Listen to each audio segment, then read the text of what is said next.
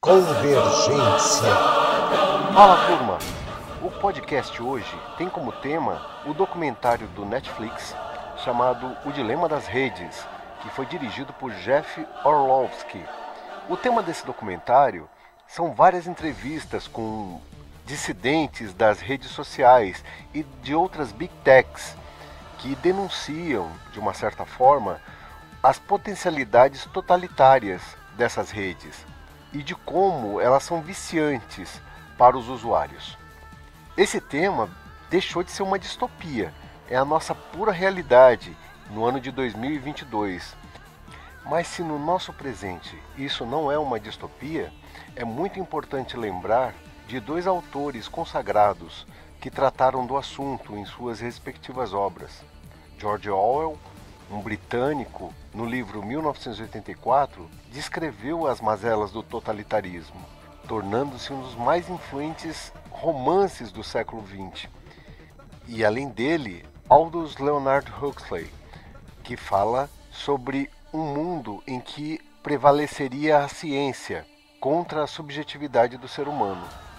Em ambos os casos, reside o temor de um totalitarismo, seja ele de esquerda ou de direita, e a denúncia de uma substituição do humanismo pelo cientificismo.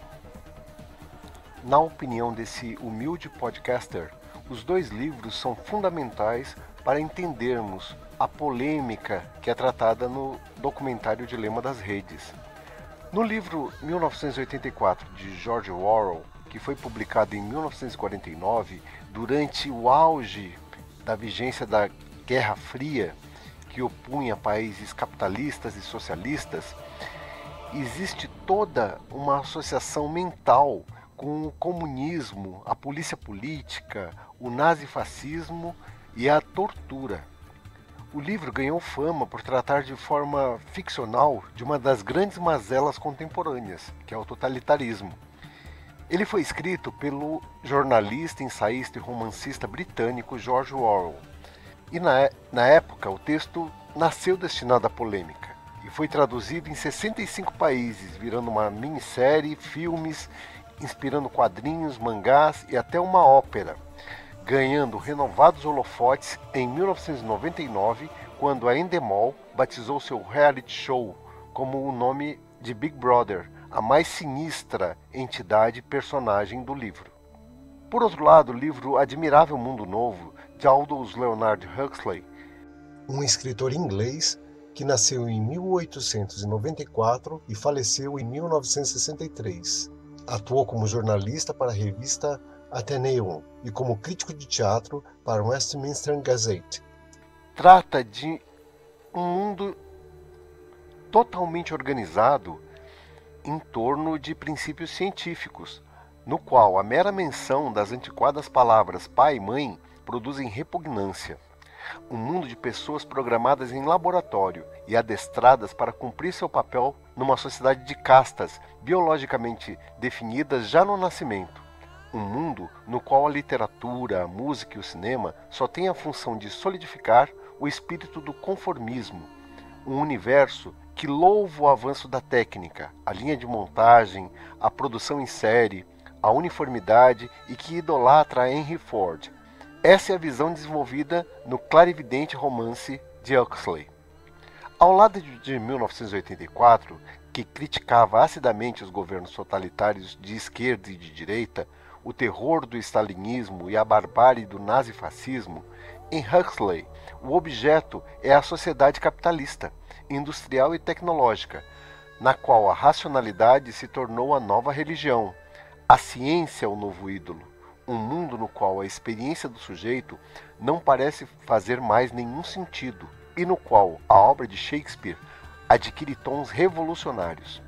Entretanto, o moderno clássico de Huxley não é um mero exercício de futurismo ou de ficção científica. Trata-se, o que é mais grave, de um olhar agudo acerca das potencialidades autoritárias do próprio mundo em que vivemos, como um alerta de que, ao não se preservarem os valores da civilização humanista, o que nos aguarda não é o róseo paraíso iluminista da liberdade, mas os grilhões de um admirável mundo novo.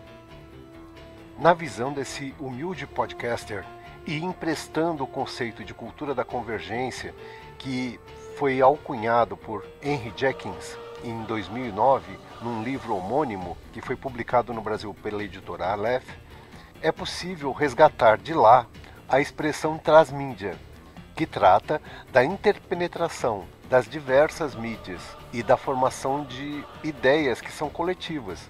Na minha opinião, esses livros eles são muito influentes para sinalizar o temor diante de algo que está difuso nas mentes de todos nós. Por conta disso, o Dilema das Redes eu acho que traz subliminarmente os temas que são tratados tanto por George Orwell como por Huxley. E também nós vemos a materialização desse fenômeno através do fenômeno da polarização, quando grupos de seres humanos se digladiam para fazer valer suas ideias subjetivas.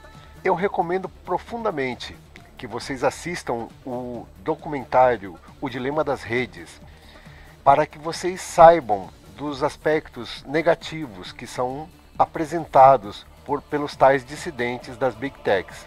Embora eu veja nas redes sociais apenas ferramentas que podem ser utilizadas para o bem da humanidade. Compete a nós, como usuários, nos colocarmos à frente e no domínio dessas tecnologias e não deixar que elas nos dominem.